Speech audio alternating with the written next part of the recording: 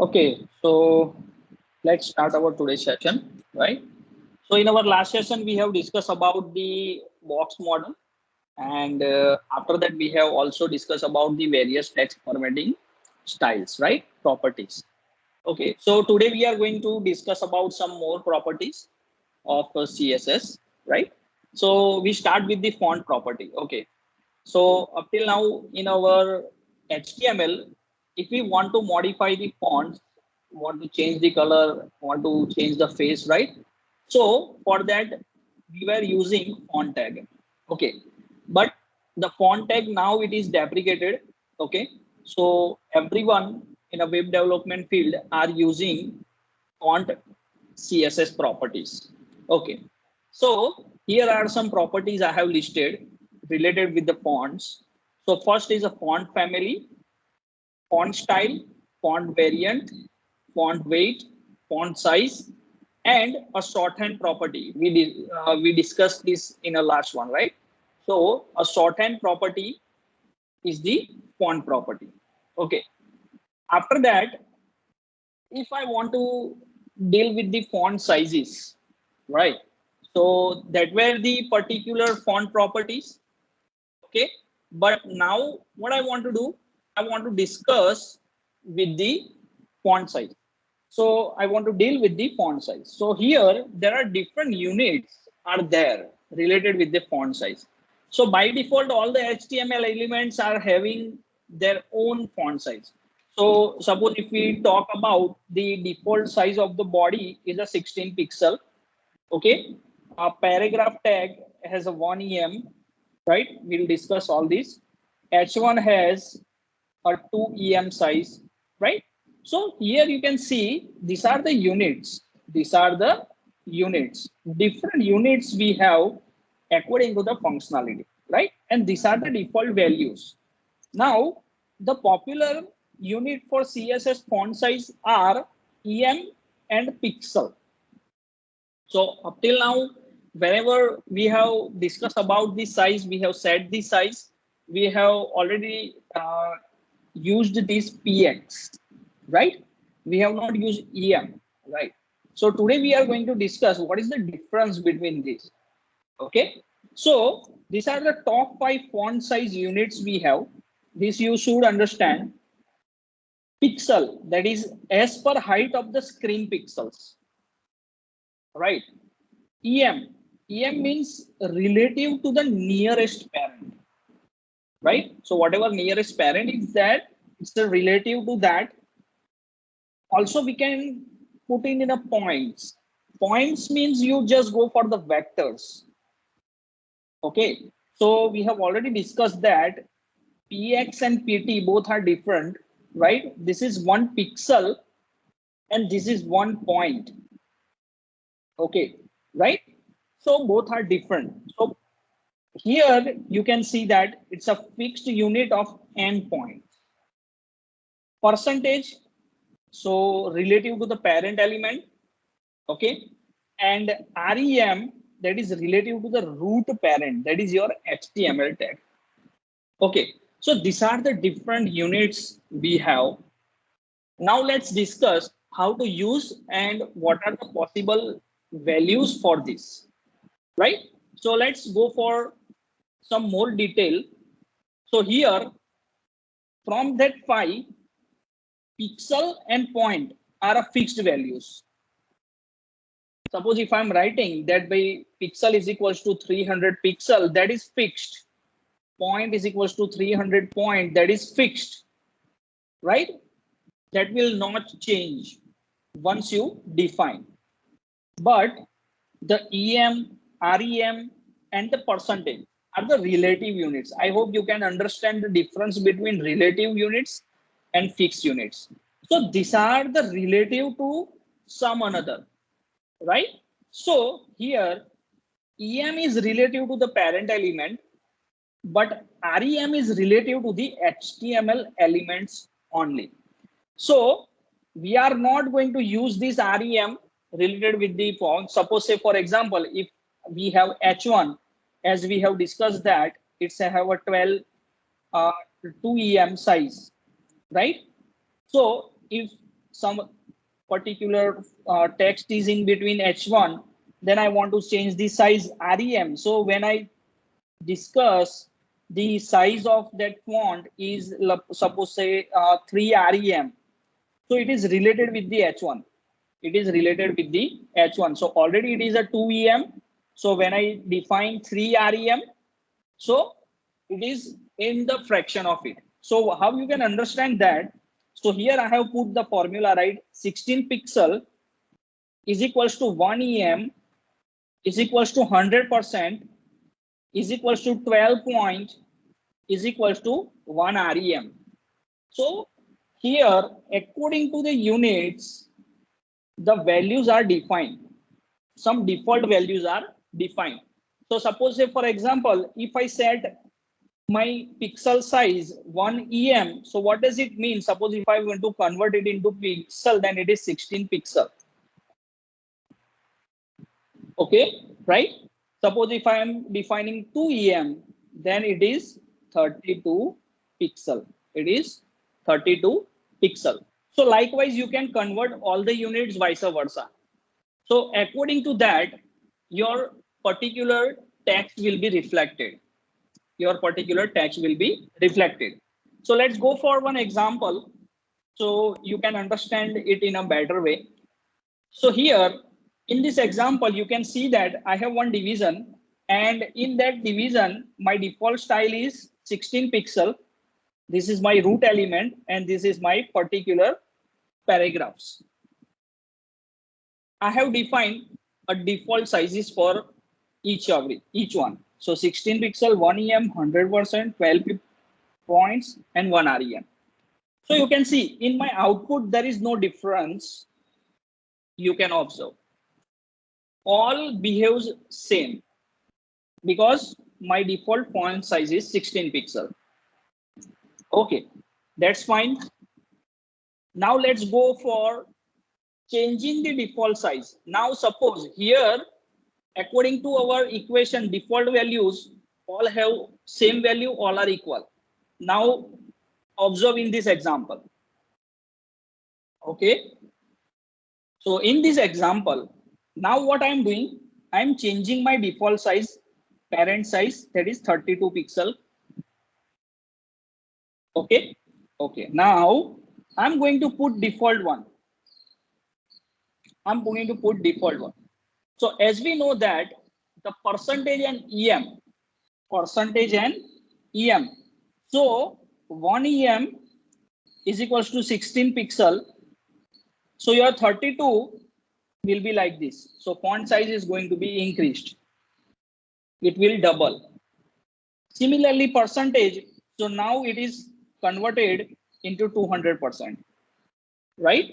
So font size is 100, but now actually it doubles from the previous one because I changed this particular size to the 32 pixel. Rest of the things are going to be same. Rest of the things are, even REM is going to be same. You can observe that. Okay, right? So here, most probably we are going for EM and pixel to get the actual values. We are not going for percentage also. We are not going for REM anywhere, but we are not going for percentage also, right? So whenever you want to define any size of the particular text or whatever, then always go for EM and pixel. It is recommended, right? Apart from that, you have a different choices. According to your requirement, you can choose any of the unit, right? But these are the different units we have related with the font size. Okay. So whenever you are dealing with the font, then you have to understand and you have to remember all these things. Okay. So that was about the fonts. Now I want to change something related with the list. So whatever we have already discussed in our list, that we can change the type. Okay. Similarly, here, suppose if I want to change the type of my particular list, then I should go for line style. So here, what is the prefix? Here, prefix is a line style, right? So line style type, position, and image. So here, what you can do, instead of the default circle, disc, and square, you can put image also. You can put image also. So sometimes if you have observed, we have star kind of thing and all that stuff, right? So that particular images you can download and you can adjust as a marker, bullet points, right? Here, marker offset. So what is the marker offset? You say that it specifies the distance between marker and the text. So suppose this is my bullet point and this is my text. So I want to change the particular distance between this bullet point and the marker. So this is my marker offset. So that also you can decide, right? So for that, you can just go for the marker offset. You can go for the marker offset. So these are the points related with the list. Next is a link, right? So we can also decorate the links. Okay. So we are using anchor tag for the links, right?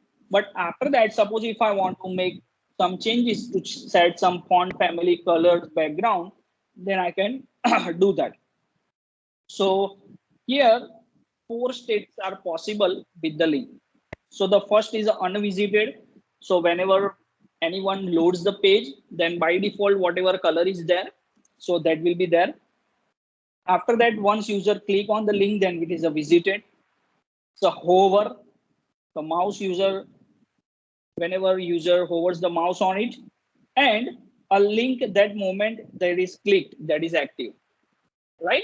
So these are the 4 possible states of particular anchor, or you can say links, right? So now if I want to change the default colors and all that in this for the particular links, then I can decide that, right? You can also go for this in a pseudo code, right? So in a pseudo element or pseudo class, we have discussed that.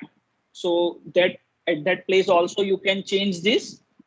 But here for these links, you can change 4 states. Suppose say for example, these are the colors. So whenever user link, unvisited link can be red, blue, and green. So this can be possible with the links, right? Okay. The next one is a margin. So in a box model, we have already discussed about what is padding, what is margin, and all that, right? So here, there is a title mistake. Here it should be padding instead of margin, right? So here are the properties. So top, left, bottom, and right. So all the 4 places, if you want to change the sizes, if you want to change if you want to specify some spaces, then you can just use for these properties. So here are the example. Suppose say for example, here I have put margin example. So there is a mismatch here. Okay, so I hope you can understand that. So in example, we'll see this, how it behaves, right? Let's go for the example so you can just get the idea. Right. So here, this is the margin property. Okay, I hope it is visible, right? Okay. Now, here, different classes are created. 4 margin levels are created. Some text is there, so you just ignore this text. You can type anything. Our main aim is how margin works. Okay, how you can define the margins. So for the class 1, I have defined the margin of 5 pixel. So when I go for margin of 5 pixel, then it will change, it will put the margin at all the sides, right? So similarly, you can see over here, I can define a different, you can say sizes. So top, left, and all that. Here you can see 5 pixels. So let's execute this code. Okay, so this is 5 pixel, means margin top, right, bottom and left, all are 5. Okay, suppose if you only define two, 20 pixel and 10 pixel, then what does it mean? That only it will define top and right margin, bottom and left margin. So it will define like this: top, right, bottom, left. Okay, so you can understand that. Let me zoom it. Right, so here you can see that top, right, bottom, left. So when you define two, suppose if you define three values, then how it will be considered: top, right, bottom and left. In the same fashion it will be designed. But here you can observe that in the left also there is a 10 pixel, so second value will be considered over here. So you have to define this. Apart from this, if you don't want to go for this, then it's a better idea to just define property directly, like margin top, margin right, margin bottom and margin left. Just for the example purpose, I have show you that if somewhere if you find this, then there is no confusion in between, right?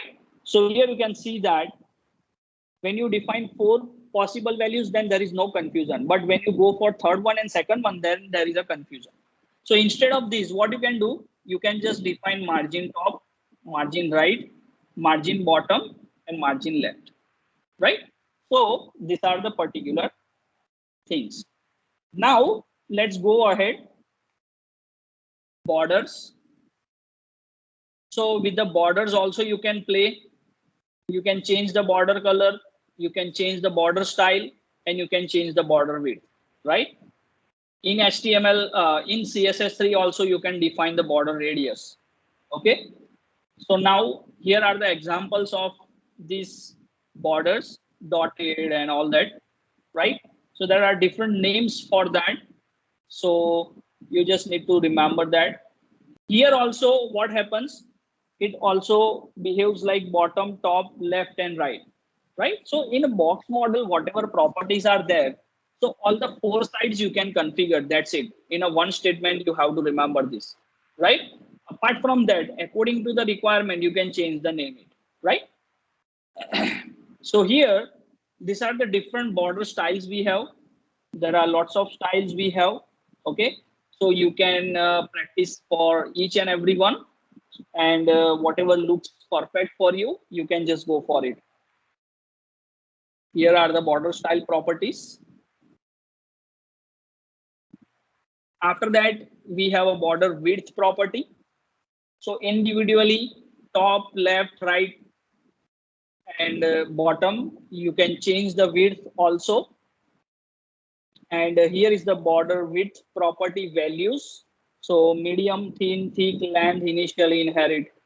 So according to this, you can just define the values, or you can define the values in a pixel also. It doesn't matter. So likewise, suppose if you apply that properties, so it will be looks like this: width, color, and all that. Say different styles, right? Dotted and groove type. Okay. So 3D type you can say. So different properties you can adjust with this border. Similarly, outline. Outline is the area around the border, right? So here the same properties are there. You can see, you can observe here, right? Same values as a border, but what is the difference? So here you can understand that the outline is a line that is drawn around the element outside the border, outside the border.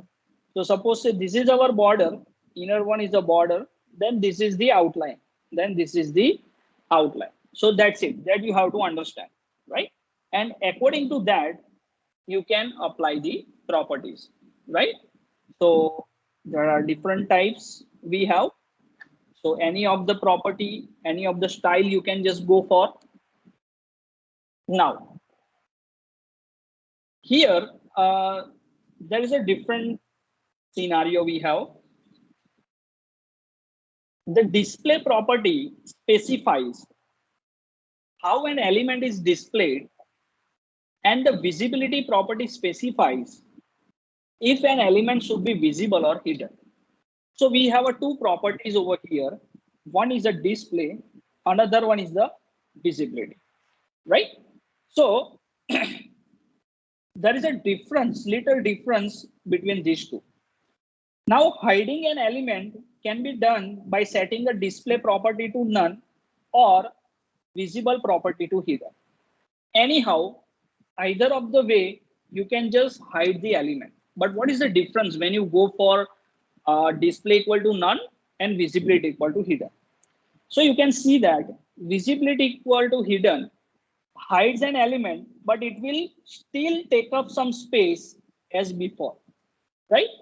And the element will be hidden, but still affect the layout, right? So what happens over here? Suppose if I have this particular element, this element, and this element. Now suppose if I am setting visibility equal to hidden for this element, for second element. So what will happen? What will happen? It will looks like this.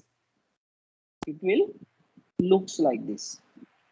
Still this particular space will be there in your web page, right? So it displays a blank space. Element is there, but element is hidden, but still it take up the space. So this way it affects the layout. This way it affects the layout, right? But if you go for display equal to none, then it will display like a flow, like this, right? The element is there hidden, but it will not take up the space. It will not take up the space. So this is the difference between display equal to none and visibility equal to hidden. Both are used to hide the element, but this is the major difference between that, right? So here I have provided that example how you can set that. Here are some outline properties. Okay, is there any doubt up to this? Anyone, guys?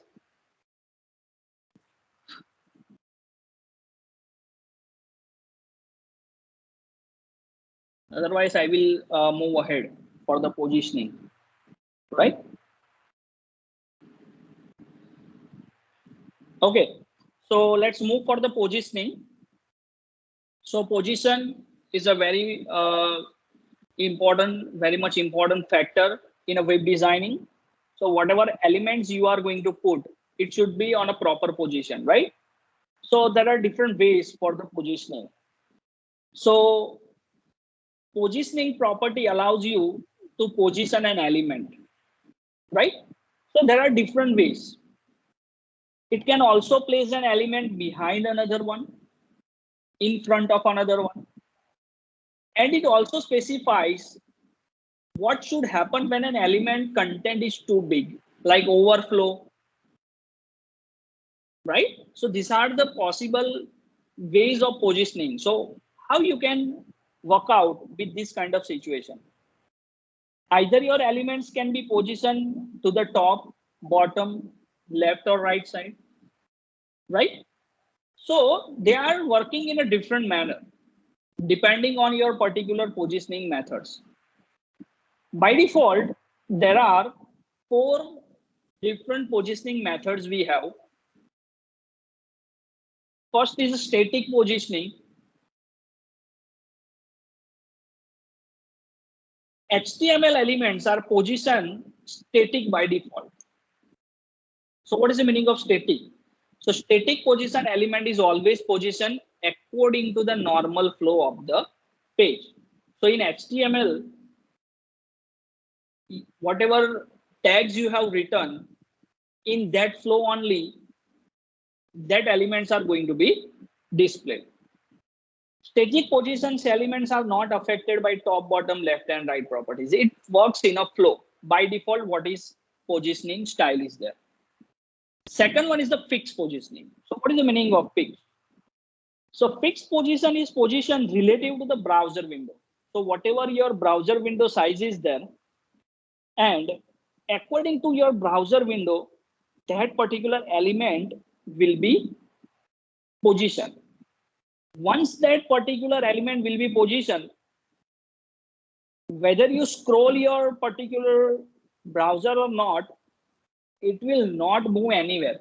That position will be fixed for that element. Okay, I will show you one demo. Third one is, okay, so this is your particular position, static positioning. Example for static positioning, it flows in a normal. Here is the positioning fixed. So what you can observe over here, this particular thing is fixed over here. And these are the text I have written. These are the text I have written. Okay, so whenever I scroll that, this particular element will be fixed, right? So let me show you how it works. So here, if you go for position fixed, right? So first we'll discuss static. So static one is a very simple one. It is a by default. So whether you define this as a static or not, it doesn't matter, right? Once you run this code, it will looks like a same, whatever I have defined in a PPT, right? But you have to understand the fixed one. Okay. So how you can define? You can define with the position, property, and fixed value. Now what I did over here, we have a different paragraph tags, and for this particular some more text, right? I am defining one class, position fixed class.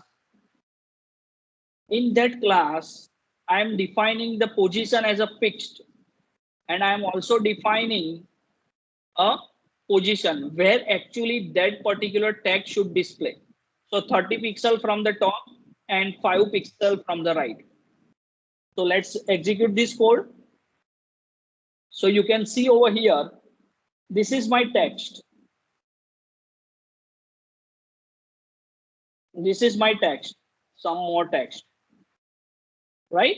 So 5 pixel from the right, 30 pixel from the top. Okay. Now you can observe over here, these are my normal flow. Okay. So whenever I scroll up or scroll down, you can observe that this particular text is fixed. This particular text is fixed. So this is for a position is equals to fixed. This is the meaning of fixed position, right? Static position. So static position will be behaves in a normal flow. Okay. Now let's go ahead. How you can define, though I have put this code over here. Relative position. So the relative position element is position relative to its normal position. So by default, whatever position it have, suppose say for example, you can observe that this is the one paragraph tag, okay? And here you can see this is top 50 pixel and left 50 pixel. If I define, so it will start from here, right? So what you can understand from this is the normal flow. This first box is the normal flow, right? But whenever I define top and left 50-50, then what it will do? It will leave some space from the top. Also, it will leave some space from the left. And from that point, it will start. From that point, it will start. So this is known as the relative positioning, right? So in a normal flow karna relative ma, that will move. So here you can see, you can observe that this is the example. So here is, you can understand this example. by observing it. So this is the normal flow, right? Now, the second one is moves 20 pixel from the top relative to default. So this will be shifting the division towards the bottom of the page relative to its default. So when a default karta, that will move 20 pixel bottom, right? Then similarly, it moves division 25 pixel away from the right. So from here, 25 pixel away from its normal position. So you can see it will little bit outer side. Okay, you can see this is our normal flow. This is little bit outer side. This is little bit inner side. Similarly, right? So likewise, you can define the particular relative position. So it is relative to the normal flow of its, that is known as the relative position. The second example I have put over here, you can understand that. The first one, the second one is left minus 20 pixel. So any original position ase eમાંથી 20 pixel minus kare, that's why it comes out something little bit. If you write left equal to 20 pixel, then it adds the 20 pixel in its original left position, right? So you can understand this. This way, this relative positioning is working. And the last one is absolute positioning.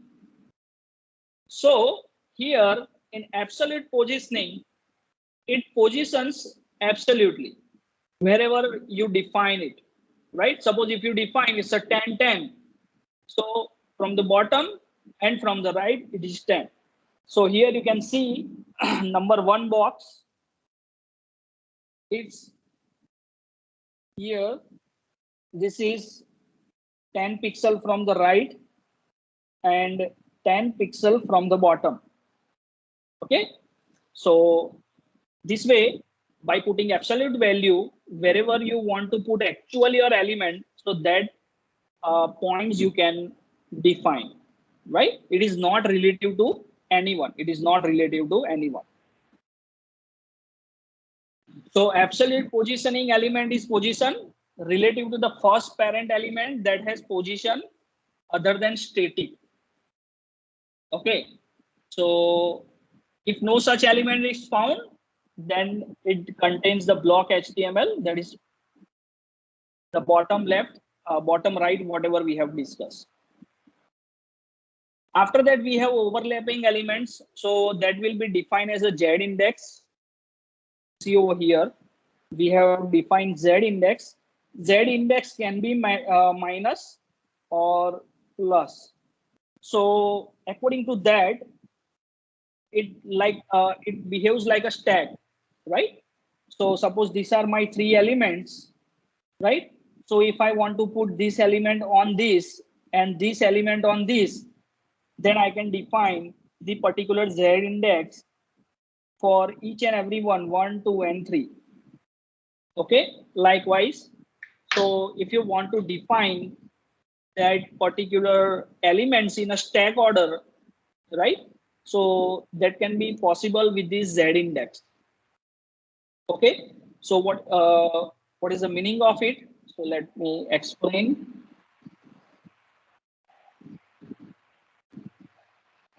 Okay, so here is the Z index. So here you can see I have two images. One is this, after that paragraph, after that image, after that paragraph, right? So now here for this image tag, I have defined position absolute. So that will be displayed at 0, 0 and Z index equal to -1. So if I run this code, then you can see this image is behind the text. This image is behind the text. If you go for the normal flow, then what should display first? Image should display first, then paragraph is going to be displayed. But what I want that image should display behind this text. So for that, I have defined Z index equal to -1 And if you observe that this image is behind that. Now suppose if I want to display image in front, then I just need to go to Z index +1, and here if refresh, you can see the image is in front and text is behind, right? So likewise, in a stack manner, you can define any of the shapes, right? Sometimes if we are defining colorful shapes, but one after another, and it creates a design. So in that kind of designing, you can just go for this Z index, right? It is also known as the overlapping. Okay. After that, we have CSS float property. So what is the floating? So suppose, let me give one example directly so you can understand it. Floating. So here you can see that this is a floating example. First, I need to run it so you can. Okay. Now, what happens over here? You can see this. So in this example, this is my paragraph, this is my writing, and this is my image.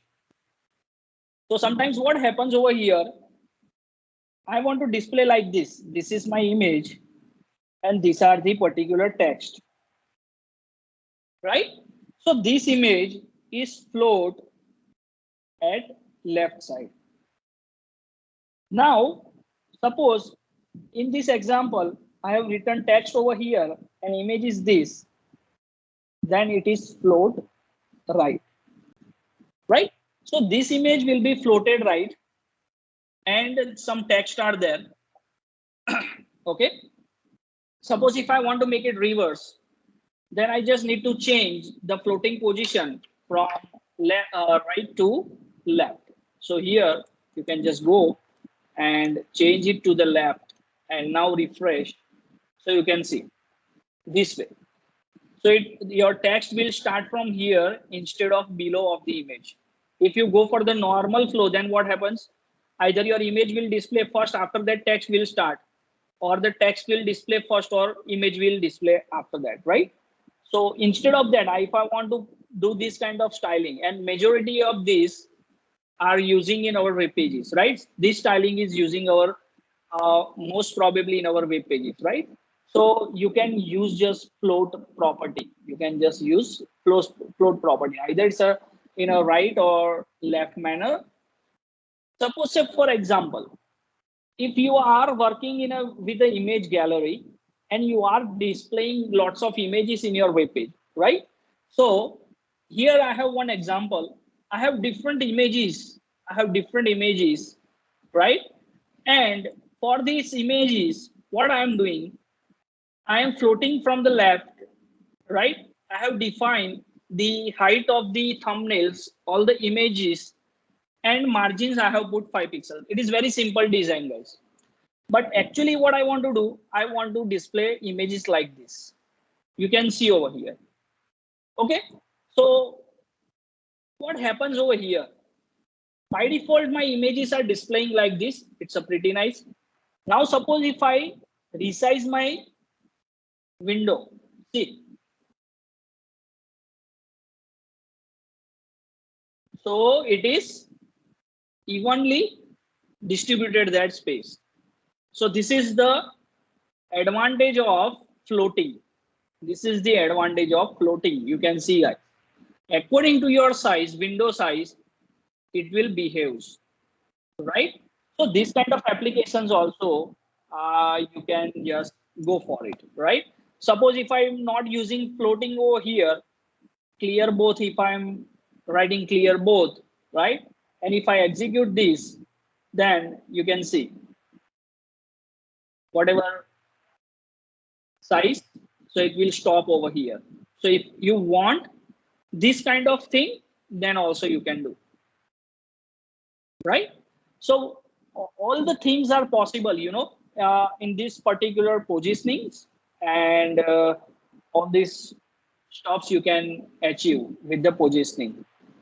So here also I have put the examples in a observatory manner. You can just observe it and you can get the idea what is the meaning of left float, what is the meaning of right float. Okay, how you can put the elements next to each other, so that flowers example we have seen. So that is the example of this. No floating. So if you don't want to, if you want to clear the floating, then clear both. You can just put. Okay, so layout and structure we'll discuss in our next session, right? So this is all about the positioning. So all types of positioning I have discussed over here with you guys.